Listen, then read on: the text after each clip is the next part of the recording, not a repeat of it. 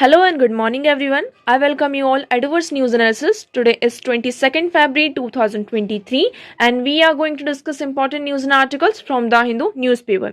So let's see what important news we got today to discuss. Before starting the video, for PDF join Telegram channel Eduverse News Analysis जिसकी link आपको description box में provided है.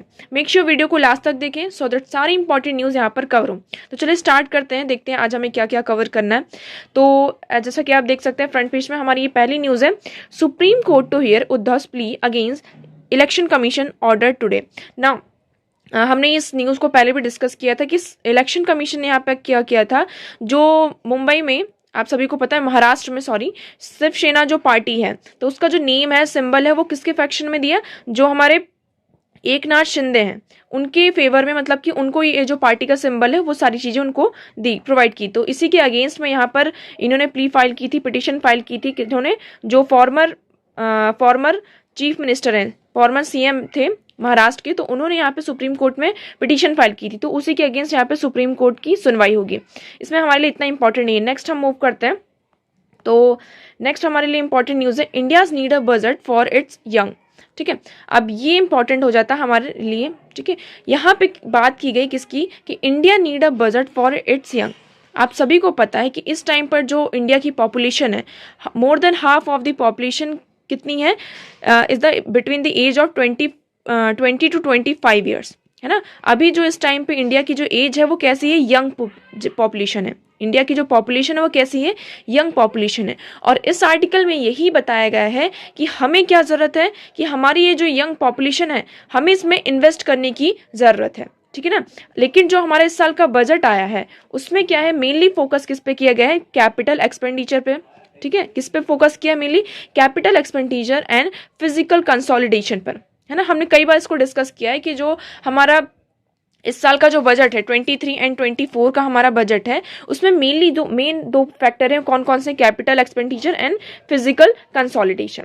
ना उसमें यही कहा जा रहा है, देखिए, the world is needed looking up for the India's economy as a bright star as finance minister noted in the budget speech on February 1.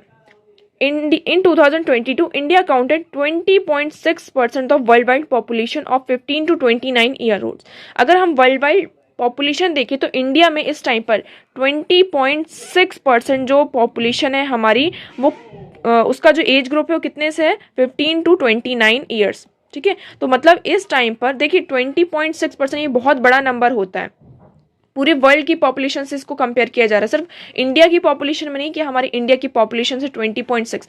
ये वर्ल्ड की जो पूरी ओवरऑल पॉपुलेशन है वर्ल्ड वाइड हम देखें तो वो कितना है, 20.6% है. इंडिया में सबसे ज़्यादा अभी कह सकते हैं आप कि इंडिया की जो पॉपुलेशन है वो कैसी है, यंग पॉपुलेशन है.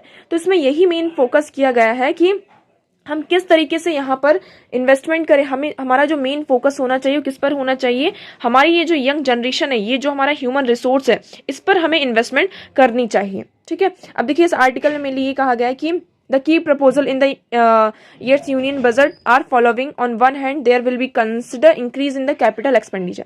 अब इसमें ये कहा जा रहा है कि मेनली किस पे फोकस किया गया हमारे बजट में, कैपिटल एक्सपेंडिचर में. ठीक है, पहला हम फैक्टर इसको डिस्कस करते हैं, कैपिटल एक्सपेंडिचर.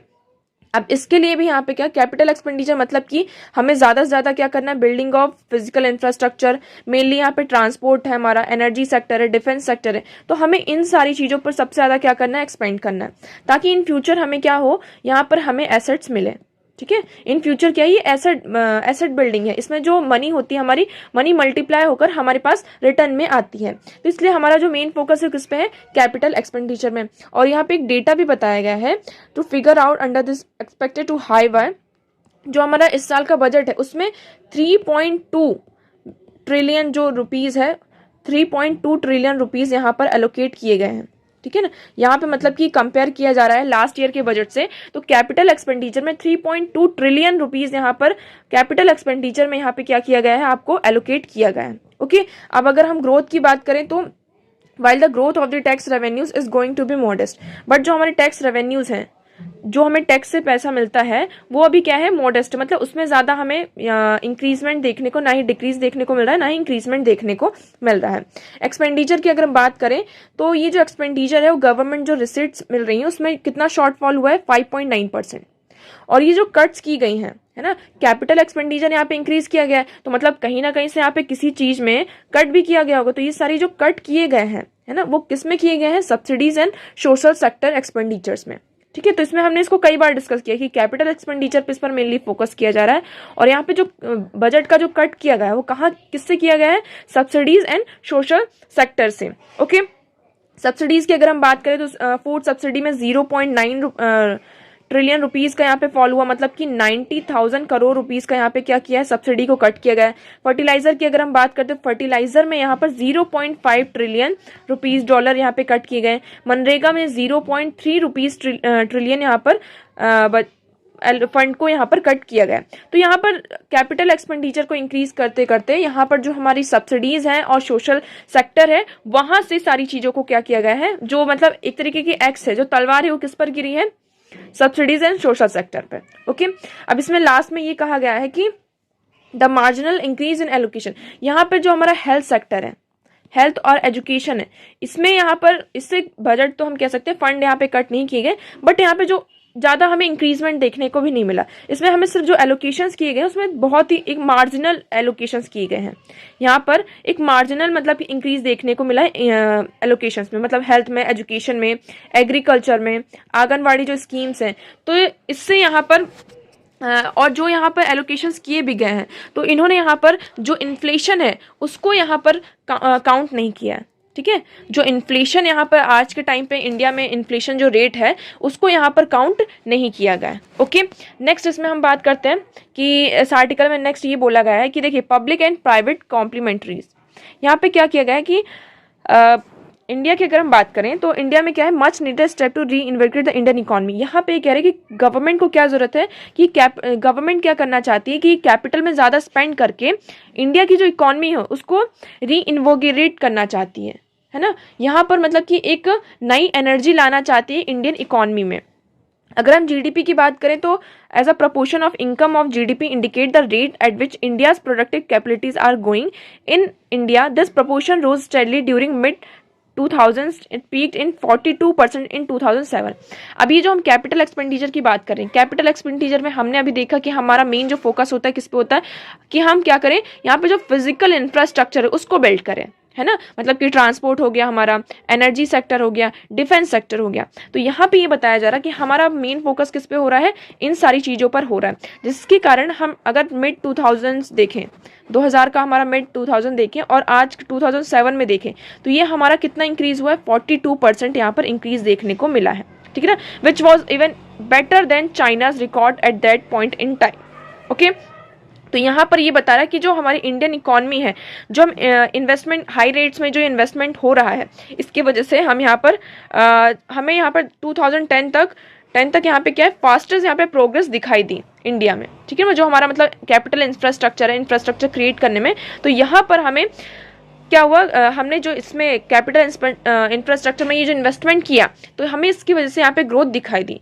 अब नेक्स्ट इसमें क्या बताया जा रहा है कि देखिए the disruption and uncertainty cause due to global financial crisis in 2007 and 8 had been turning point.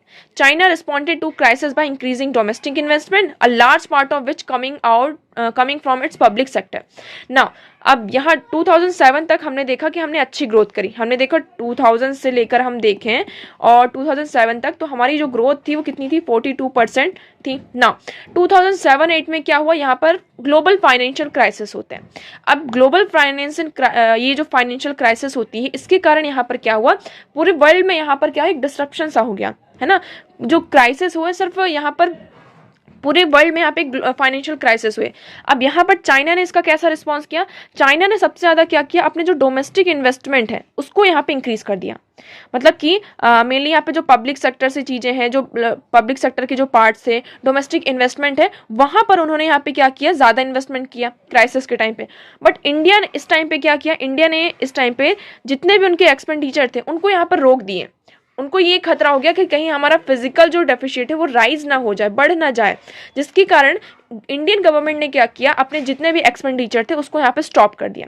अब देखिए आप सभी को पता है कि यहाँ पर क्या होता है कि एक कपल्ड हमने एक फैक्टर पढ़ा था कपल्ड एंड डीकपल्ड। कपल्ड का मतलब क्या होता है कि जैसे कि यहाँ पे पब्लिक सेक्टर अगर किसी चीज़ में, यहाँ पर गवर्नमेंट अगर किसी चीज़ में यहाँ पे क्या करती है, एक्सपेंड करती है, तो यहाँ पर क्या होता है कि जो प्राइवेट सेक्टर होती, प्राइवेट पार्टी होती, वो भी क्या सोचती है कि अगर यहाँ पर पब्लिक सेक्टर मतलब गवर्नमेंट यहाँ पे एक्सपेंड कर रही है तो इट मीन्स ये कैसा है, इस पर हम ट्रस्ट कर सकते हैं, है ना, एक हमारा कॉन्फिडेंस बिल्ड हो जाता है। तो प्राइवेट सेक्टर भी क्या करने लगती है, उस चीज़ पर वहाँ पर एक्सपेंड करने लगती।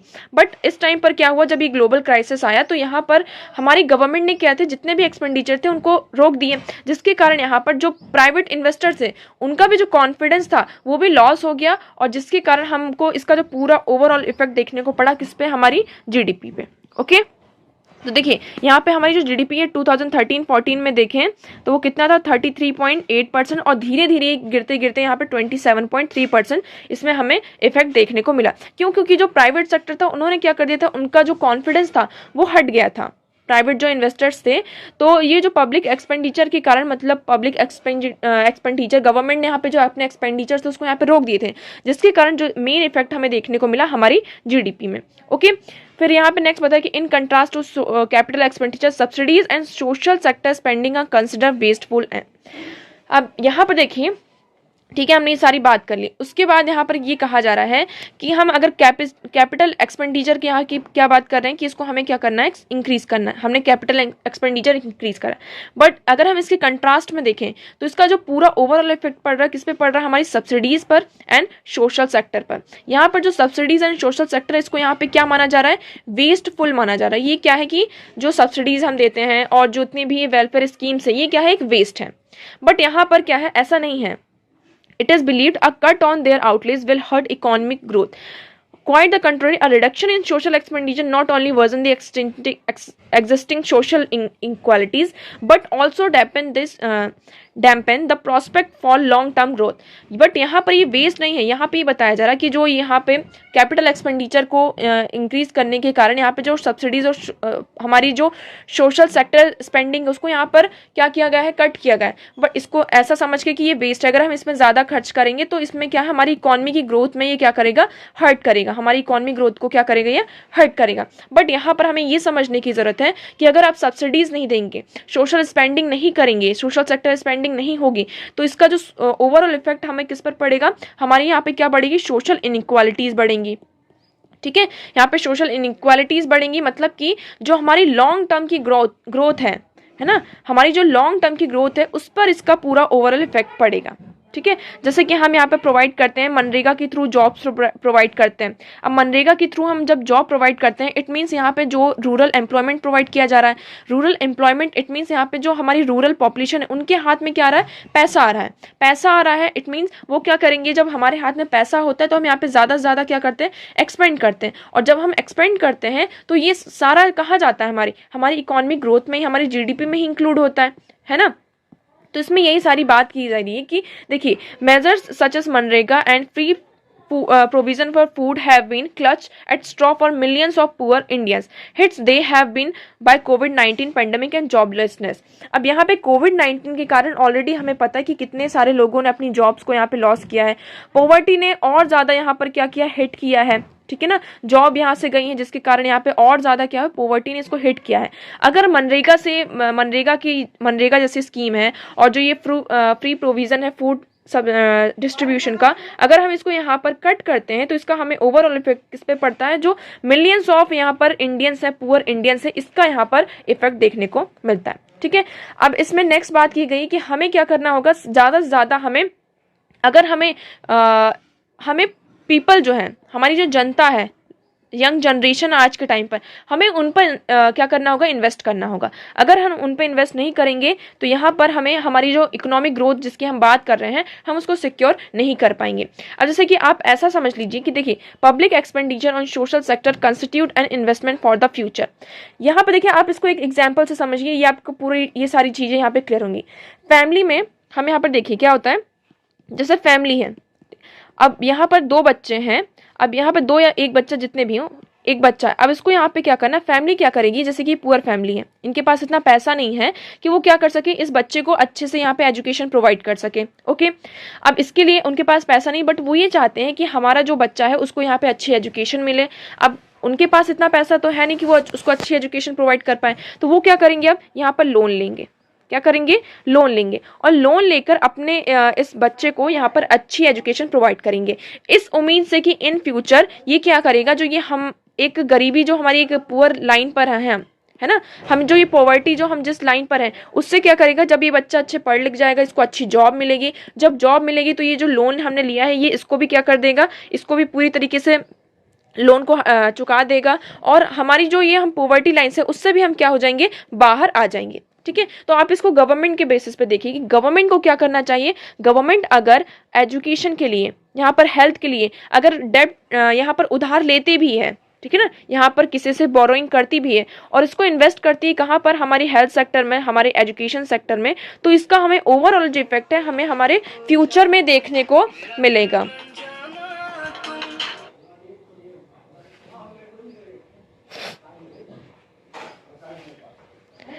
ओके, तो इसका जो हमें ओवरऑल इफेक्ट है कहाँ देखने को मिलेगा, हमारे फ्यूचर में। इन फ्यूचर अगर आपके पास यहाँ पर अच्छी जनरेशन होगी, यहाँ पर पढ़ी लिखी, मतलब कि जो आपका ह्यूमन रिसोर्स होगा वो कैसा होगा, यहाँ पर कैपेबल होगा, तो वो ऑलरेडी क्या कर देगा, आपकी जीडीपी में यहाँ पे इंक्लूड करेगा, और जो आपका जितना भी यहाँ पे डेट है उसको यहाँ पर उतार देगा।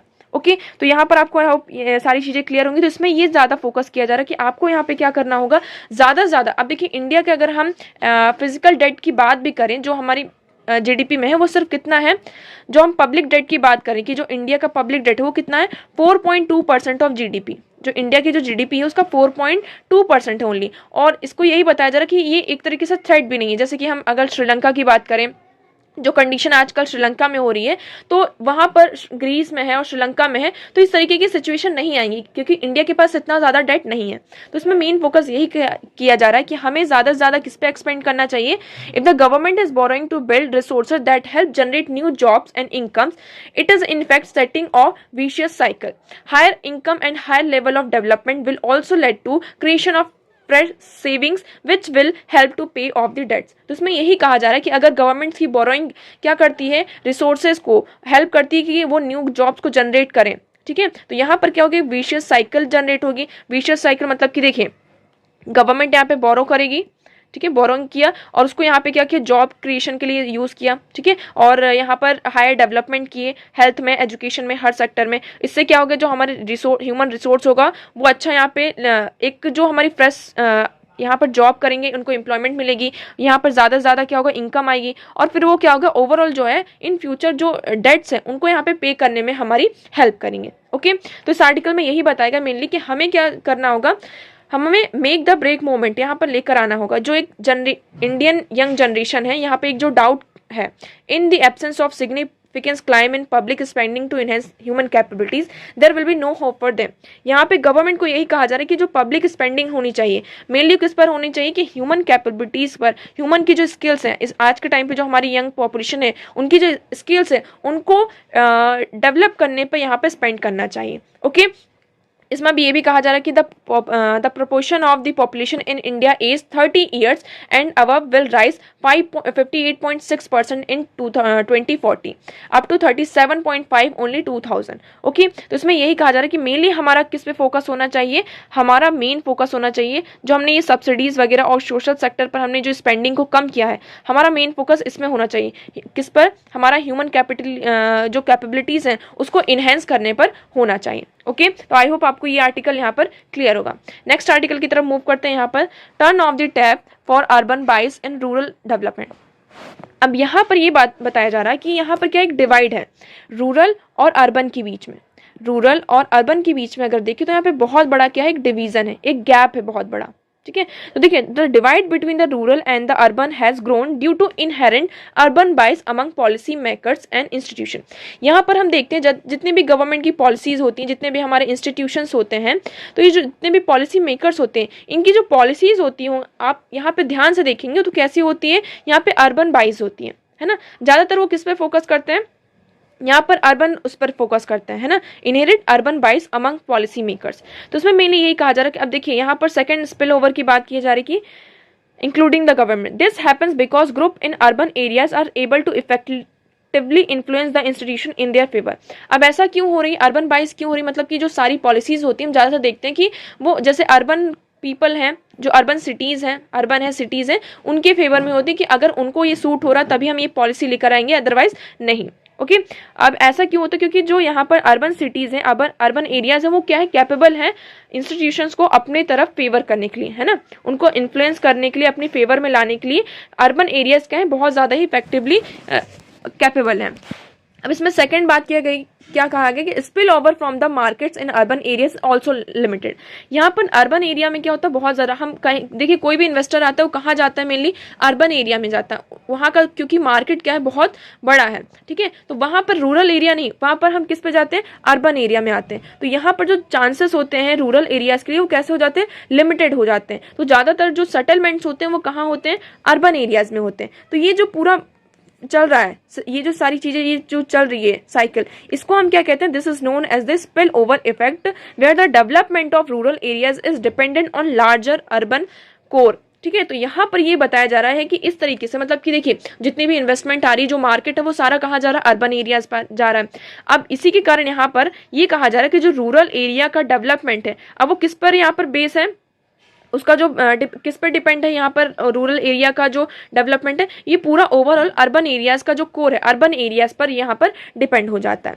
अब यहाँ पर नेक्स्ट बात की गई कि इस आर्टिकल में मेनली जो ये हमारी स्कीम है, एक जल जीवन मिशन स्कीम, यहाँ पे जल जीवन मिशन स्कीम की बात की गई है. अभी जो जल जीवन मिशन है इसमें ये अगस्त 2019 में आया था. अभी आपको यहाँ पे ये पॉइंट याद रखना है कि जल जीवन मिशन कब आया था, 2019 में. इसमें हमारा मेन गोल क्या था कि हम 2024 तक हर घर में क्या होगा, रूरल इंडिया में मेनली हर घर में क्या होगा, जितने भी घर हैं रूरल इंडिया के, वहाँ पर टैप वाटर होगा. ओके यहाँ पर क्या होगा, टैप वाटर होगा, adequate and safe drinking water को यहाँ पर प्रोवाइड करना होगा 2014 तक. और यहाँ पर ये भी कहा कि ये जो हमारा जल जीवन मिशन है ये क्या कर रहा है कि हमारा जो SDG, हमारा जो सस्टेनेबल डेवलपमेंट गोल है, उसका जो सिक्स्थ गोल क्या है, availability and sustainable management of water and sanitation for all. तो इसको भी हमें अचीव करना है कि हमें 2030 तक जो हमारा यूनाइटेड नेशन का ये SDG है उसको अचीव करना है. तो उसमें ये जो हमारा जल जीवन मिशन है ये क्या कर रहा है, एक तरीके से पार्टिसिपेट कर रहा है, हमारा जो ये टारगेट है SDG को उसको यहाँ पे इंक्लूड करने के. ओके बट इसमें यही बताया जा रहा है. अब देखिए इस पूरे आर्टिकल में पूरा यहाँ पे डेटा प्रोवाइडेड है. यहाँ पे तमिलनाडु की बात की गई कि तमिलनाडु इन सारी चीज़ों में क्या है, सबसे ज़्यादा प्रोग्रेस कर रहा है. अगर हम ऑल इंडिया लेवल पर इसकी इम्प्लीमेंटेशन देखें, 19 से आज कितना हो गया, 23 हो गया. 2019 से हम देखें तो 2013 हो गया, यहाँ पे 3 साल हो चुके हैं. ठीक है, 13 अभी चल रहा है करंटली, 3 साल हो चुके हैं इसको. और अगर हम इसकी बात करें तो इसका जो इम्प्लीमेंटेशन है, तो इसमें यहाँ पे जो मेनली प्रोग्रेस है वो किसमें, सिर्फ तमिलनाडु इंपॉर्टेंट प्ले कर रहा है. मतलब तमिलनाडु में यहाँ पे अच्छी प्रोग्रेस की गई है. अब इसका यहाँ पे पूरा डेटा बताया गया है कि वहाँ के जितने भी डिस्ट्रिक्ट हैं, देखिए तो वहाँ पे कितने परसेंट, कांचीपुरम में 100% यहाँ पे इंश्योर कर लिया, रानीपत में 98.73, कन्याकुमारी में 83.99, वेलोर में 80.89%. तो यहाँ पे पूरा डेटा है, आप इसको यहाँ से रीड कर सकते हैं. ये हमारे लिए इंपॉर्टेंट नहीं, मेनली इसमें हमारे लिए क्या इंपॉर्टेंट हो जाता है कि इसमें ये बताया जा रहा है कि ये सारी जो डिस्ट्रिक्ट्स हैं वो कैसी हैं. मेनली ये यहाँ पे ये सारे डिस्ट्रिक्ट्स हैं, ये सिटी हैं, है ना. यहाँ पर क्या है, अर्बन एरियाज, ये अर्बन एरियाज हैं. बट यहाँ पर अब पीछे क्या छूट रहा है, हमारा रूरल एरिया. ठीक है, तो यहाँ पे देखिए हमारे लिए 2 चीज़ इंपॉर्टेंट है. क्या, पहला जल जीवन मिशन, हमारा जो SDG का 6th गोल है वो क्या है, availability and sustainable management of water and sanitation. अब यहाँ पर इन्होंने ये बात की, तमिलनाडु में टैप वाटर यहाँ पे प्रोवाइड किया जा रहा है. बट यहाँ पर टैप वाटर जो है कितना ज़्यादा क्वालिटी है, मतलब जो quality of implementation of program, हमें इस पर यहाँ पर ध्यान देना होगा, है ना, कि उनको सेफ वाटर, हमने अभी कुछ दिनों पहले ही बात की थी कि वहाँ पर टैप वाटर तो हर लगा दिए गए, बट उनको जो वाटर है हमने यहाँ पर देखा था वो कैसा है, उसमें बहुत ज़्यादा क्लोरीन का जो अमाउंट है वो बहुत ज़्यादा था. ठीक है, और कभी कभी क्लोरीन का अमाउंट ज़्यादा था. और पानी जो, अगर हम हफ्ते में, वीक में सिर्फ 3 या 4 दिन यहाँ पर उनको पानी आता है. ठीक है, तो यहाँ पे पूरी यही बात की कि इसकी, अगर हम इसकी बात कर रहे हैं तो इसमें हमें ये भी देखना होगा कि in addition to the data on the tap water connection, the provision of additional details such as the volume of water being supplied per day to each household as well as its quality will help in understanding the rate of progress better. अब यहाँ पे ये बताया जा रहा है कि जो डेटा ये पूरा प्रोवाइड किया गया है अब ये कितना इफेक्टिव है, इसमें ये भी देखना पड़ेगा, क्योंकि हमारा जो मेन मिशन में जो हमारे प्रोविजंस है उसमें क्या है, वॉल्यूम वाटर भी क्या है कि आप कितना वॉल्यूम ऑफ वाटर प्रोवाइड कर रहे हैं। हमने अभी जिसकी बात की यहाँ पे ड्रिंकिंग वाटर जो है वो कितना ज़्यादा सेफ है, मतलब कि आप उसको कितना ज़्यादा आप सेफली यूज़ कर सकते हैं। तो हम उसको जब तक एनालाइज नहीं करेंगे तब तक हमें ये पता नहीं चलेगा कि ये जो इम्प्लीमेंटेशन हो रहा है प्रोग्राम को कितना इफेक्टिवली यहाँ पर हो रहा है। ओके, नेक्स्ट हम मूव करते हैं a new chapter in defence and tech. अब ये आर्टिकल आपके लिए बहुत इंपॉर्टेंट हो जाता है, इसको आप IR से, यहाँ पे इंटरनेशनल हमारे रिलेशन है India and US, Indo and US relation से आप इसको यहाँ पर कनेक्ट कर सकते हैं। यहाँ पर क्या हुआ कि कुछ दिनों पहले ही, इस महीने ही कुछ दिनों पहले यहाँ पे US और इंडिया ने क्या इनोग्रेट किया है, inaugurated their initiative on critical and emerging technology.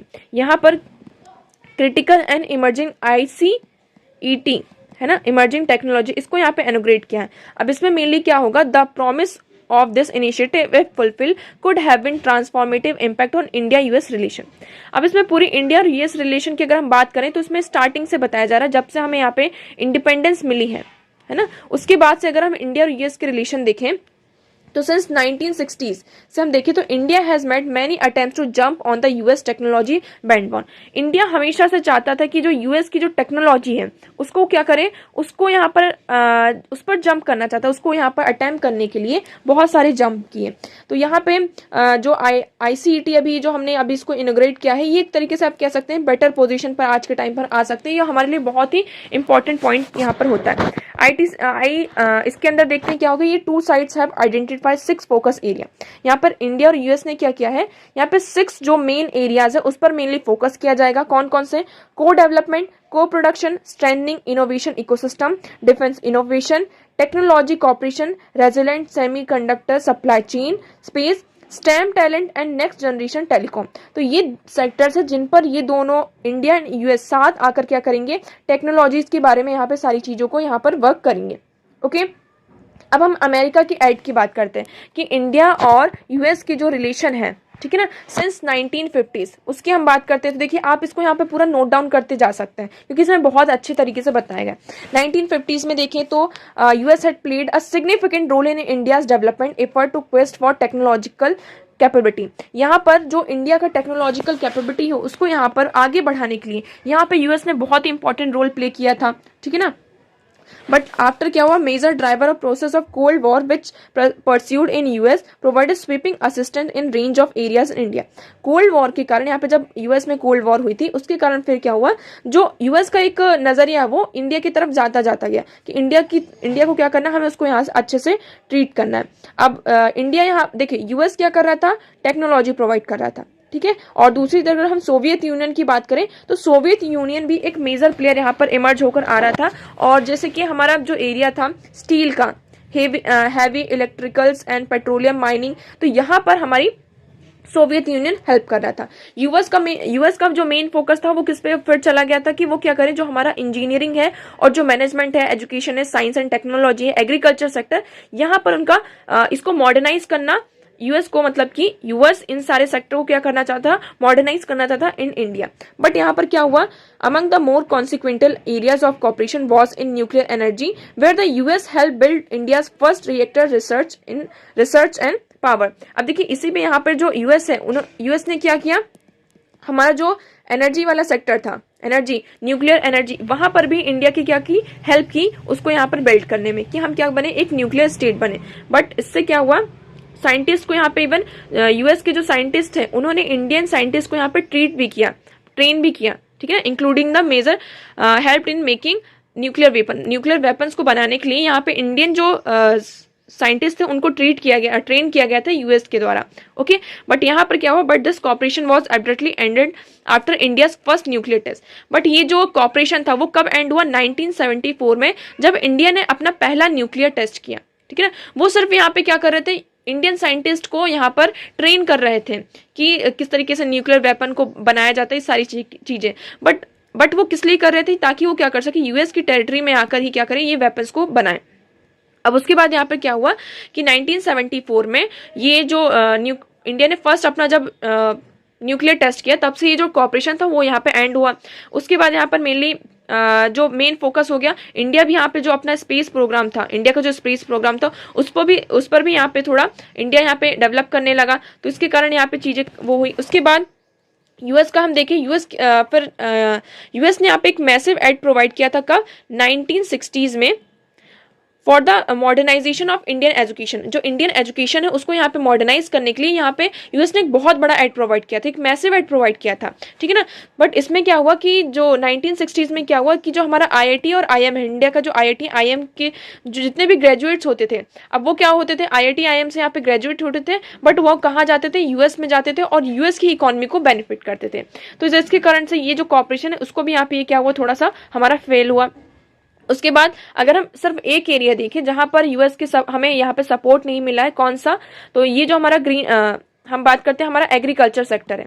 Agriculture जो हमारा सेक्टर है वहां पर हमें कोई भी मतलब कि एक तरीके से कह सकते हो कोई भी टेक्नोलॉजी और यहाँ पे एसेट मतलब कि एड प्रोवाइड नहीं हुआ था। बाकी अगर हम हर सेक्टर में देखें कि हमारा जो एनर्जी सेक्टर है, ठीक है ना, न्यूक्लियर एनर्जी सेक्टर है, और उसके बाद एजुकेशन है, हर सेक्टर में यहाँ पे यूएस ने क्या किया है, एक बहुत बड़ा रोल प्ले किया है और बहुत लार्ज अमाउंट में एड प्रोवाइड किया है। अब यहाँ पर हम देखते हैं, तो देखिए 1987 में US agree to assist India's light combat aircraft Tejas को यहाँ पे प्रोग्राम करने के लिए अलाउ किया था, यहाँ पे सेल के लिए किसके, GE 404 इंजन ऑफ इंडिया, इसको सेल करने के लिए, मतलब कि जो हमारा इंडिया का लाइट कॉम्बैट एयरक्राफ्ट सिस्टम है तेजस, इसको यहाँ पे असिस्ट करेंगे, उसके लिए यहाँ पे एग्री हुआ था, ठीक है। फिर जब यहाँ पे सोवियत यूनियन कोलैप्स होता है, ठीक है, उसके बाद जब क्या होता है, सोवियत यूनियन जब यहाँ पे कोलैप्स होता है, तो यूएस ने क्या किया, यहाँ पर जो नॉन प्रोलिफरेशन ट्रीटी है उस पर ज्यादा फोकस करने लगा, ठीक है ना। जो हमारी न्यूक्लियर टेस्ट बैंड ट्रीटी है, comprehensive nuclear test ban treaty है, इस पर भी क्या करने लगा, ज्यादा से ज्यादा फोकस करने लगा कि हमें अब क्या बनना है, एक न्यूक्लियर फ्री स्टेट बनना है, ठीक है ना, न्यूक्लियर वेपन पावर जो है इसको यहाँ पे उससे यहाँ पर बाहर आना है। बट ये भी क्या हुआ, जब इंडिया ने यहाँ पे अपना सेकंड न्यूक्लियर टेस्ट किया 1998 में, इस टाइम भी यूएस का क्या हो गया कि यहाँ पे यूएस और ज्यादा यहाँ पर एक तरीके से कह सकते हैं चैलेंज करने लगा। अब बट यहाँ पे यूएस के पास दूसरी चीजें भी आ गई, कौन, चाइना को भी, अब चाइना भी क्या है, एक इमर्जिंग फैक्टर था, अब चाइना को भी काउंटर करना था, इसलिए यूएस क्या करने लगा, धीरे धीरे यहाँ पर इंडिया के साथ आने लगा। इंडिया को क्या करना चाहता है, it now decided to play India as a card, but to do this there was need to split out the nuclear proliferation pill stuck in our joint throats. तो इसमें यही बताया जा रहा है कि अब चाइना को काउंटर करने के लिए यहाँ पर फिर यूएस ने क्या किया, यूएस ने इंडिया के जितने भी न्यूक्लियर टेस्ट थे उसको यहाँ पर उसमें कोई भी रोक नहीं लगाई, okay.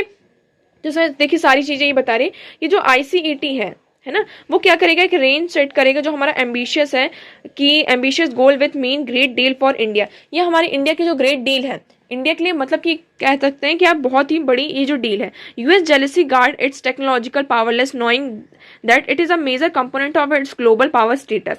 This is a golden opportunity for India. We should really not miss the bus this time. The remark is tour of the technological and industrialization bus for the ICET could be. अब देखिए आप सभी को पता है, जब हमारी union minister यहाँ पर, यूनियन फाइनेंस मिनिस्टर यहाँ पर बजट प्रेजेंट कर रही थी, तो उन्होंने ये भी कहा था कि हमारी जो इंडिया की जो अपॉर्चुनिटी, गोल्डन अपॉर्चुनिटी है, उसको यहाँ पर मिस नहीं करना चाहिए। मतलब जो हमारा टेक्नोलॉजिकल और साइंस एंड टेक्नोलॉजिकल सेक्टर है उस पर यहाँ पे जितनी भी हमारे पास अपॉर्चुनिटीज आती जा रही हैं, हमको यहाँ पर क्या करना है, उसको लेते जाना है, उसको यहाँ पर मिस नहीं करना है, ओके। तो आई होप आपको यहाँ पे सारी चीजें क्लियर होंगी।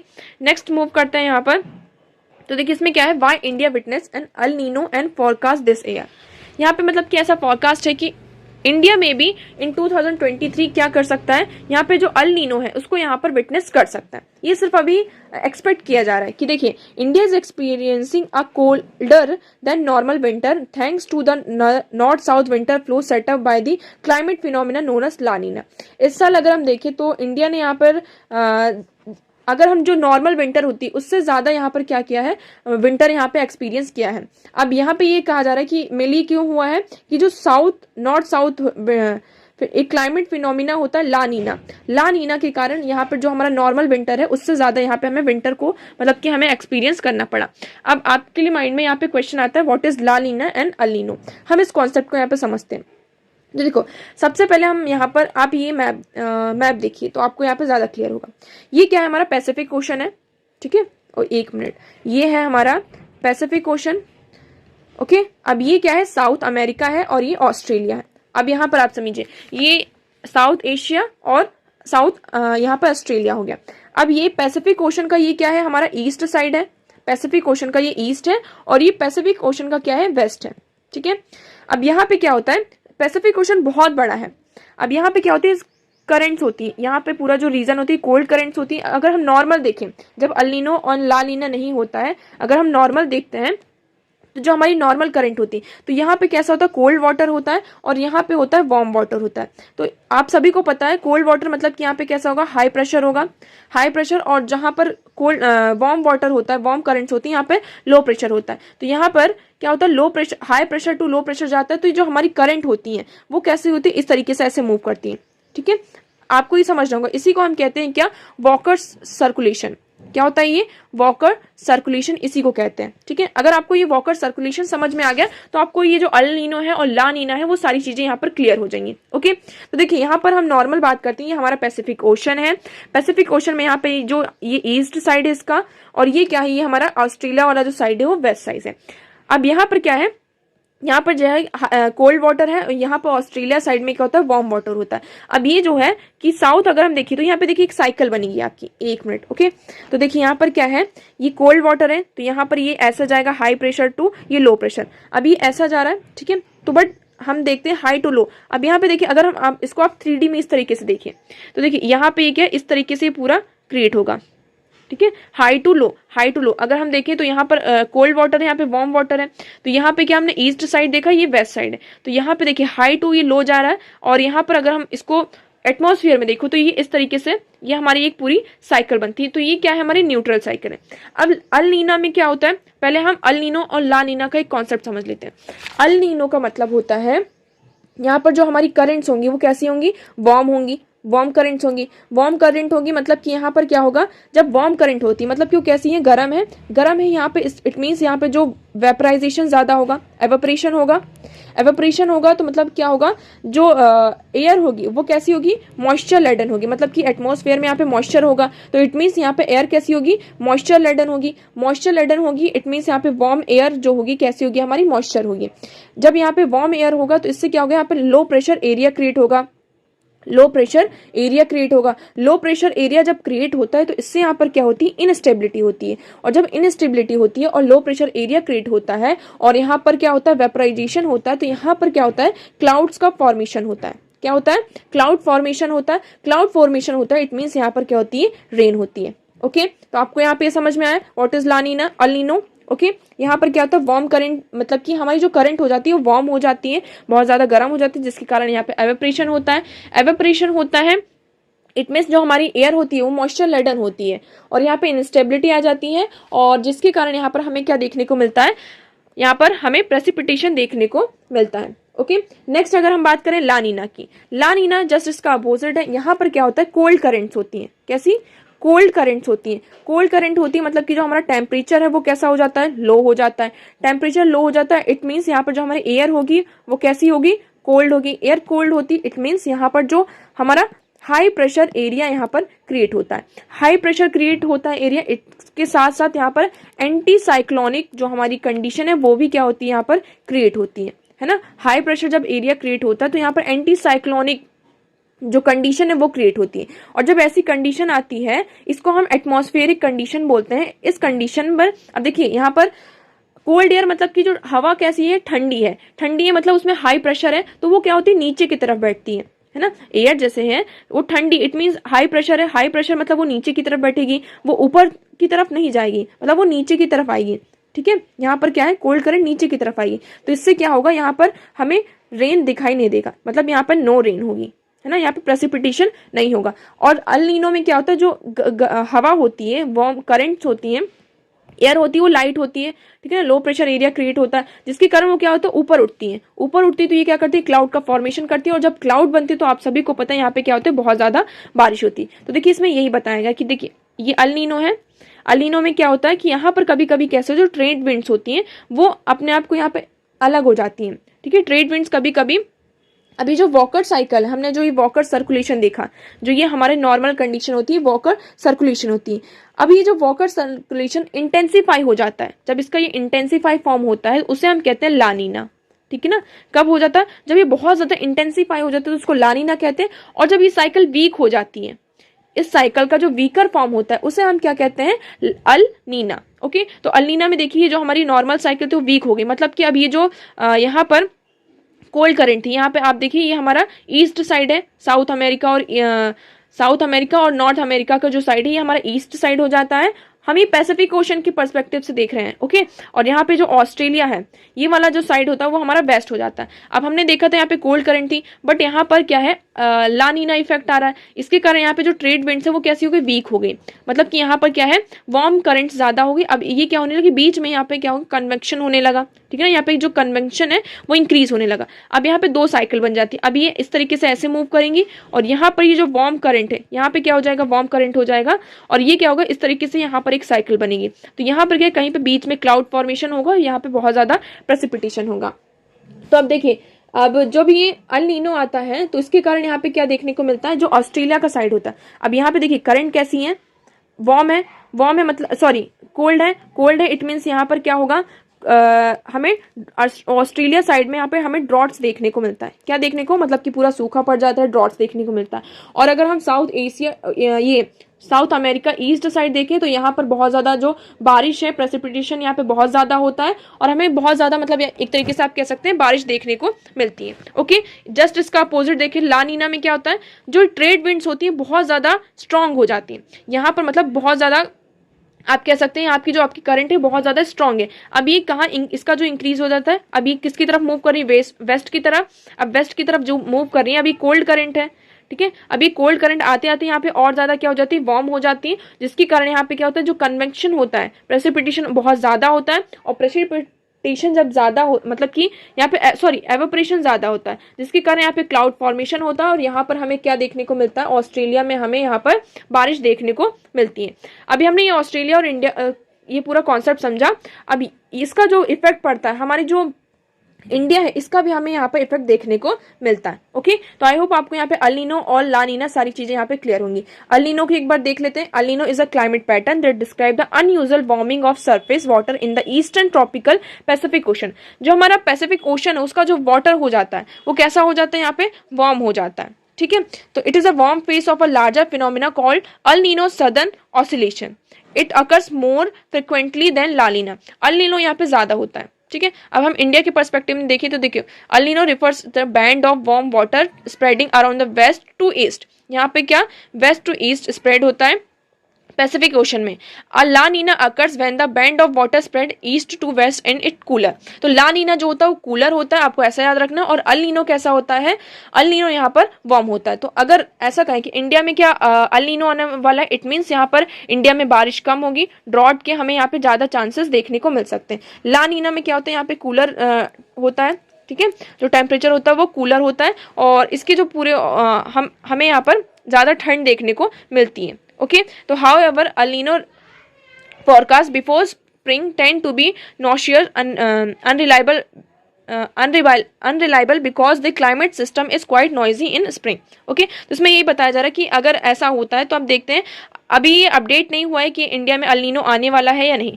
हमारे लिए यहाँ पे कॉन्सेप्ट इंपॉर्टेंट था, हमने इसको यहाँ पे समझ लिया। ओके, नेक्स्ट हम बात करते हैं, यहाँ पर हमारी नेक्स्ट न्यूज है, Australia to host its first Malabar naval drill this August. अब यहाँ पे क्या है, ऑस्ट्रेलिया अपनी फर्स्ट जो ड्रिल है उसको यहाँ पर अगस्त में, नेवल ड्रिल है उसको यहाँ पे होस्ट करने जा रहा है। अब आप सभी को पता है क्वेड है, क्वेड में कौन कौन सी कंट्रीज है, India, Australia, Japan and USA. तो ये 4 कंट्रीज हैं। अब यहाँ पर मेनली क्या है कि Australia will host the Malabar military naval exercise consisting of India, Australia, Japan and the US for the first time this year. मतलब कि इस साल का ये पहला होगा नेवल एक्सरसाइज जो हो रही है। The high tempo of bilateral engagement between the 2 countries will continue with Australian prime minister. अब यहाँ पे देखिए G20 के यहाँ पे फॉरेन मिनिस्ट्रियल मीटिंग होने वाली कब, मार्च 1 और 2 को।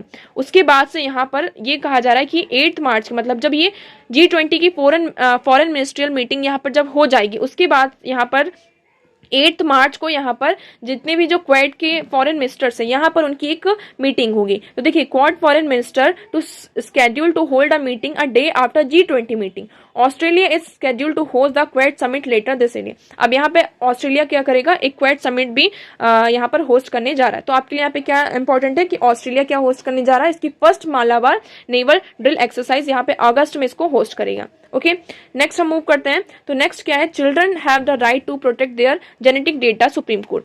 अब यहाँ पर क्या हुआ, एक पिटीशन फाइल की गई थी, एक आदमी के द्वारा, एक मैन के द्वारा यहाँ पे पिटीशन फाइल की गई थी, जो कि क्वेश्चन कर रहा था जो उसका जो सेकंड चाइल्ड था, है ना, जो उसका सेकंड बच्चे उस आदमी का सेकंड चाइल्ड था, तो उस पर उसकी जो पैटर्निटी है ना, जो उसकी पैटर्निटी है उस पर यहाँ पे क्वेश्चन कर रहा था, जिसके लिए उन्होंने क्या करी, उसकी मांग करी कि डीएनए टेस्ट की मांग करी कि उसका क्या करवाया जाए, डीएनए टेस्ट करवाया जाए। तो इस पर यहाँ पे सुप्रीम कोर्ट ने क्या कहा कि सुप्रीम कोर्ट ने ये कहा कि जो जेनेटिक इन्फॉर्मेशन होती है किसी भी पर्सन की, वो कैसी होती है, पर्सनल एंड इंटीमेट होती है इन्फॉर्मेशन, ठीक है ना।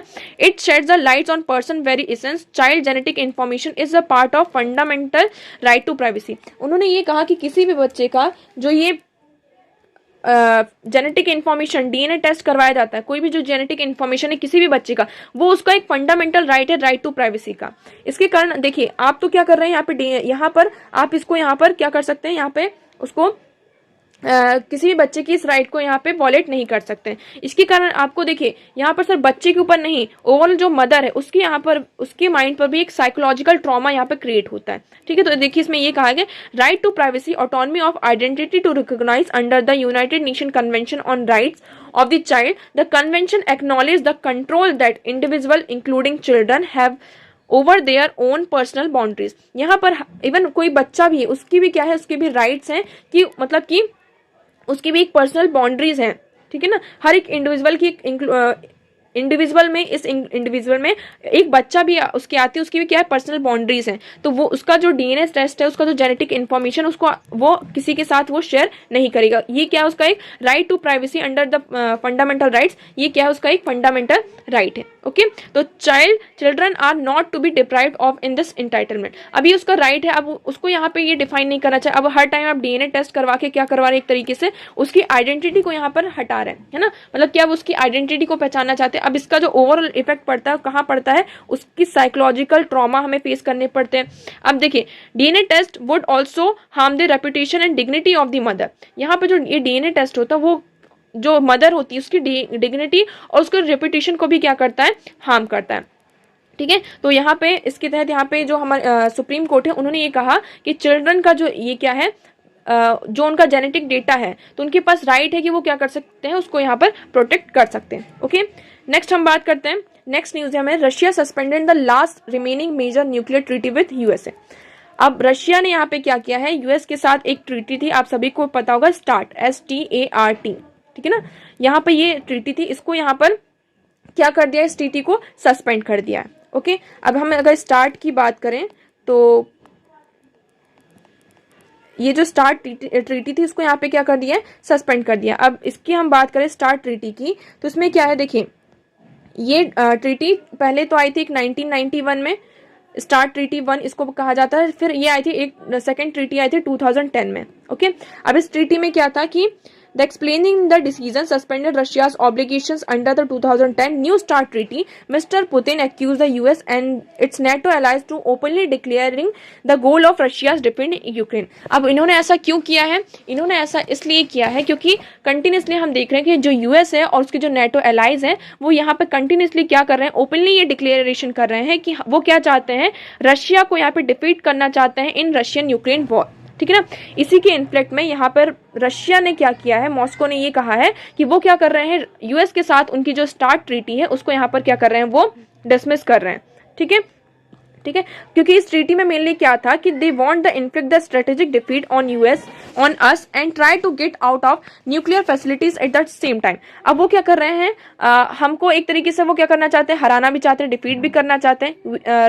रशिया ये कह रहा है कि यूएस एक तरीके से हमें हराना भी चाहता है, और दूसरी तरफ वो क्या कर रहा है, जो हमारी न्यूक्लियर फैसिलिटीज है उसको भी क्या करना चाहे, उससे भी हमें बाहर निकालना चाह रहा है, ठीक है ना। तो इसलिए यहाँ पर रशिया ने ये कहा है कि Russia suspended participation in the treaty. The New START officials named the treaty between the United States and America Russian Federation of measure for the further reduction and limitation of strategic offensive arms. अब ये treaty किस बारे में थी? ये treaty ये था कि जितने भी हमारे लिमिट स्ट्रेटेजिक ऑफेंसिव आर्म्स हैं उनको हमें क्या करना है, उनका रिडक्शन करना है और हमें उन पर लिमिट लगानी है, ठीक है ना। तो इसमें यही बताया जा रहा है कि हम अगर ज़रूरत होगी तो हम यहाँ पर अब न्यूक्लियर वेपन्स का भी क्या करेंगे, यूज़ कर सकते हैं। इसमें अब हमें यहाँ पर कोई भी रोक नहीं लगाएगा। तो आप सभी को यहाँ पे आई होप सारी चीज़ें क्लियर होंगी कि what is start treaty. Start treaty क्या था, ये यूएस और रशिया के बीच में था, मेनली क्या करने के लिए कि जितने भी ये ऑफेंसिव आर्म्स हैं तो उनका हमें क्या करना है, रिडक्शन करना है और उनमें लिमिट लगानी है ताकि ज़्यादा से ज़्यादा लोग इस पर वो कर सकें, ठीक है। तो said it would respect the caps on a nuclear weapon under the nuclear arm control treaty with US. उन्होंने ये भी कहा कि जो हमारी न्यूक्लियर आर्म ट्रीटी है यूएस के साथ, उसको हम यहाँ पर रिस्पेक्ट करेंगे और हर एक पैक्ट में जिसमें हमने पार्टिसिपेट किया है उसको यहाँ पे हम सस्पेंड नहीं करेंगे, ठीक है।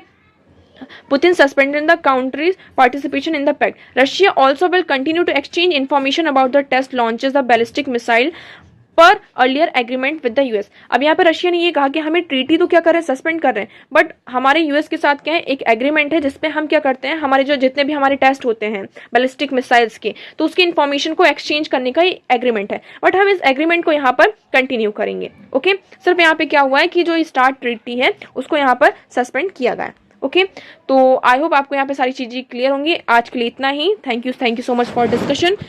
वीडियो कैसा लगा कमेंट सेक्शन में ज़रूर बताइएगा। वीडियो को लाइक करना ना भूलें एंड चैनल को सब्सक्राइब करना भी ना भूलें। So that's for all today. Thank you so much for discussion.